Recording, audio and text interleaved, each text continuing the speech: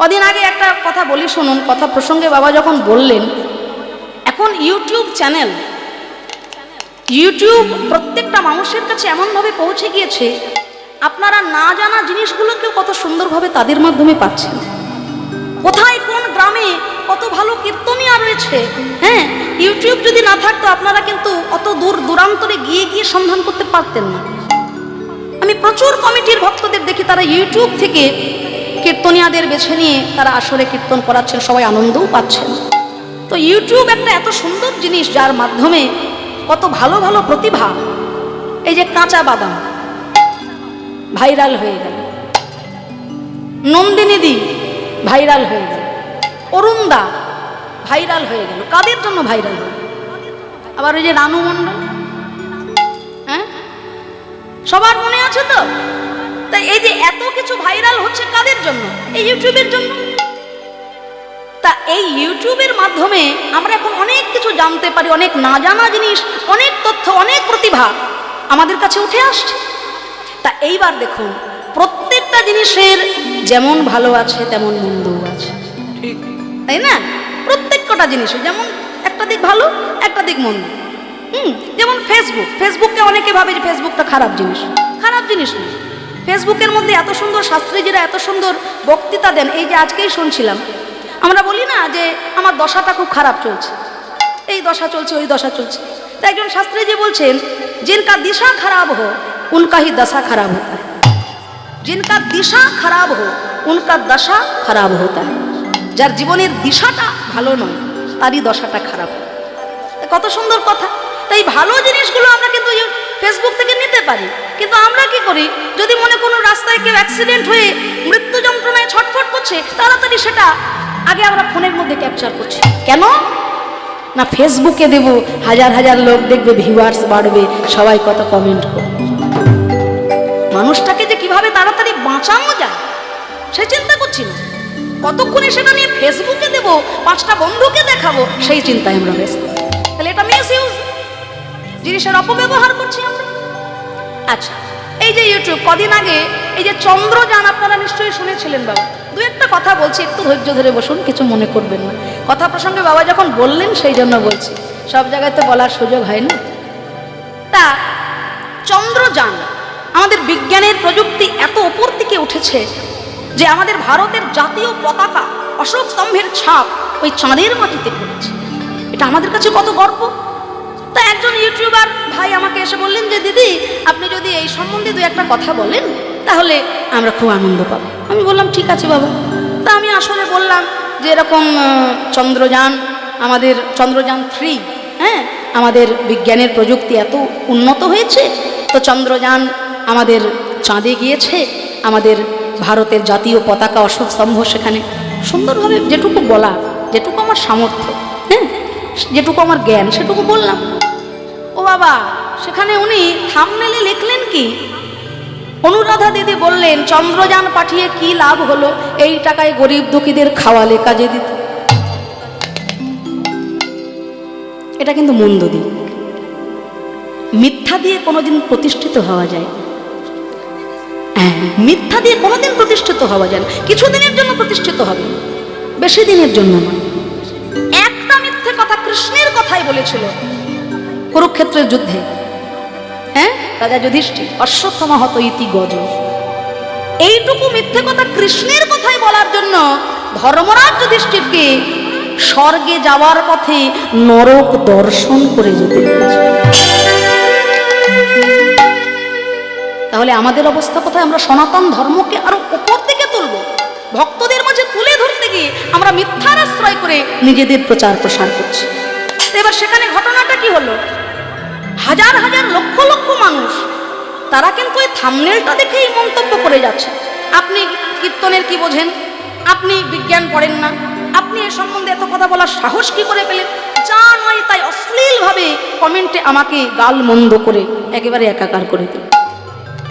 তা দেখুন, কৃষ্ণ নাম প্রচারের জন্য স্বয়ং মহাপ্রভুকে পাগলা নিতাই চাঁদকেও ব্যথা পেতে হয়েছে, স্বয়ং ভগবানকেও কলসির কানা দিয়ে আঘাত পেতে হয়েছিল এই নাম প্রচারের জন্য।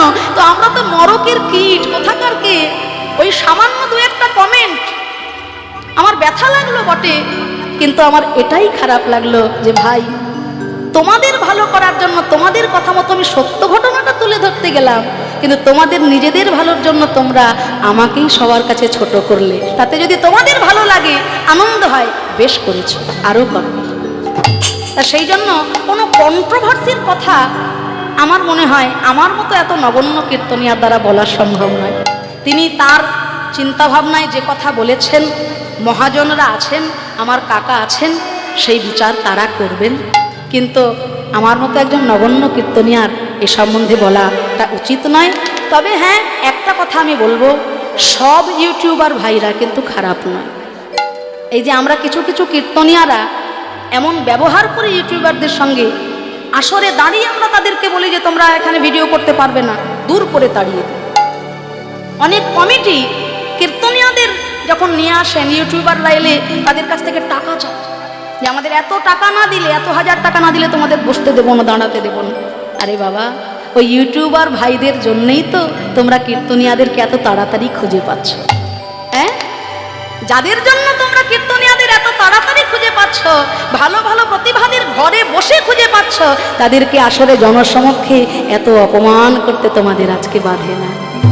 তাই সবাই যে খারাপ সেটা নয়।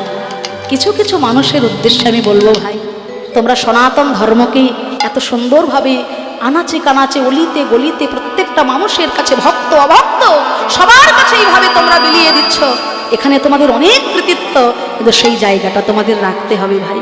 মিথ্যা দিয়ে কোনো রকম অসুবিধাকর কাউকে ব্যথা দেওয়া, কাউকে অসুস্থতার মধ্যে ফেলে দিয়ে কোনো কিছু করাটা কখনো সম্পূর্ণ হবে না। তাই যিনি বলেছেন তিনি তার বিচার উপরে যারা আছেন তারা করবেন। আপনাদের সবার শ্রীচরণে আমার অনন্ত কোটি প্রণাম রইল। আপনারা আশীর্বাদ করবেন, এই কীর্তন ছাড়া আমি যেন আর অন্য কিছু না চিন্তা ভাবনা করতে পারি। এই কীর্তনের মধ্যে দিয়ে, আপনাদের মতো ভক্ত সেবার মধ্যে দিয়ে যেন আমার এই জীবনটা আমি বিলিয়ে দিতে পারি।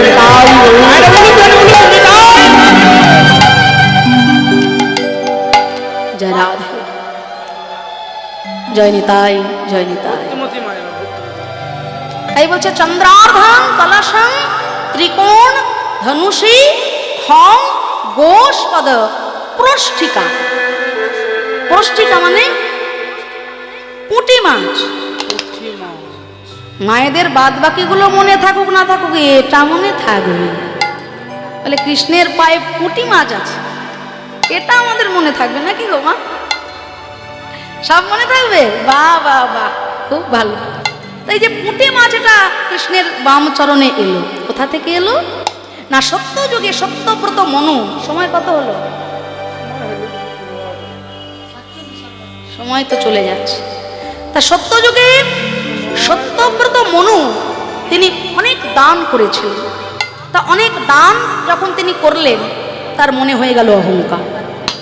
দেখবেন অনেকে দান করে, এই মন্দিরে সেবার জন্য আমি 5,000 টাকা দান করেছি, দিদি আপনি একটুখানি মাইকে ভালো করে বলে দেবেন, হ্যাঁ আমার নাম এই এই এই, হ্যাঁ এরকমভাবে বলবেন আমি এই মন্দিরের জন্য এত টাকা দান করেছি। যারা সঠিক ভক্ত তারা কিন্তু নাম প্রকাশ করতে চায় না, তাই না? তারা কিন্তু জাহির করতে চায় না যে আমি এই দিলাম, আমি কি দিলাম সেটা আমি জানি, আর গোবিন্দ জানে, সাধারণ মানুষকে জানিয়ে কোনো প্রয়োজন নেই। সত্যব্রত মনু দান করে তার মধ্যে হয়েছিল অহংকার। তখন ভগবান শঙ্খচক্র গদাবন্ধধারী নারায়ণ তিনি একটা পুঁটি মাছের রূপ ধারণ করলেন। রাজা যখন স্নান করছেন, তার হাতের ওপরে একটা পুঁটি মাছ। কি এই মাছ এলো কোথা থেকে? পুঁটি মাছ কথা বললেন যে রাজা, আমার এখানে বড় প্রাণ সংশয়, আমাকে আমার থেকে বড় যারা তারা মেরে দেবে, তাই আপনি আমাকে একটু অভয় দান করুন। আপনি তো এত কিছু, এত মানুষকে দান করেছেন, আপনি আমার মতো একটা ছোট মাছকে অভয় দান। বলে অভয় দান করতে হবে সামান্য একটা পুঁটি মাছকে? তাই শুনলি, আমি যেখানে স্নান করি, আমার ওই বড় যে সরোবরটা আছে, ওখানে তো কোনো মাছ নেই, এই পুঁটি মাছটাকে নিয়ে ওইখানে তোরা ফেলে দিবি।